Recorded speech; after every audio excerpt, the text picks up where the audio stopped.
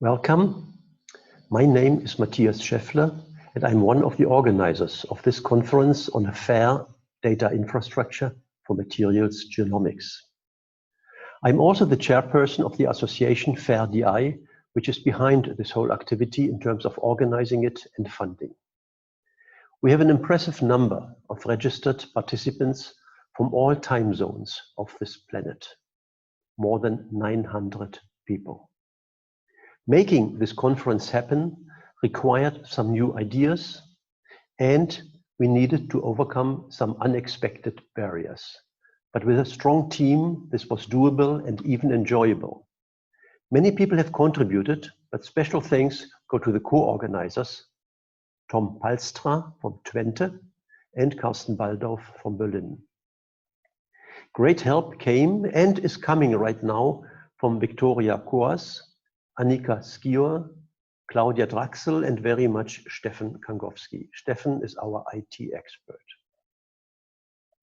FAIR-DI is a non-profit association which was founded 2 years ago by a group of scientists from the Netherlands and Germany, but it is now spreading to more countries.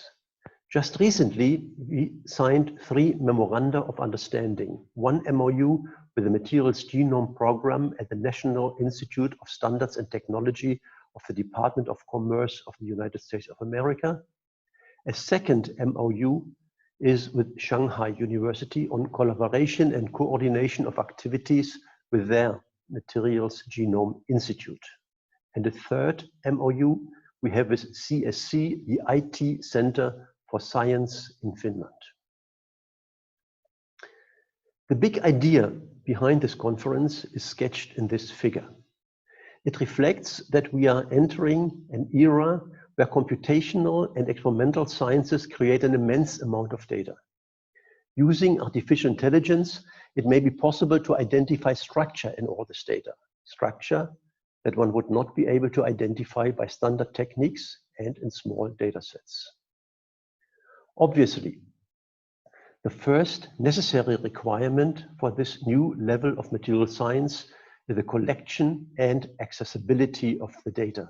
Thus, data of different research groups need to be shared. In other words, what is indicated here can only be achieved if we succeed to establish an efficient, fair data infrastructure. This is a big challenge and a lot of work. It also requires a change in the present scientific culture. But there is a light at the end of the tunnel, as you can see in the following talks. Obviously, the speakers and participants of this conference know this already. The fair data infrastructure is the enabler of big chances and new possibilities that are ahead of us. In addition to the data collection and sharing, you and we are working on the identification of structure or patterns in the data. This is also called building maps of materials properties. It requires new methods, in particular methods from artificial intelligence.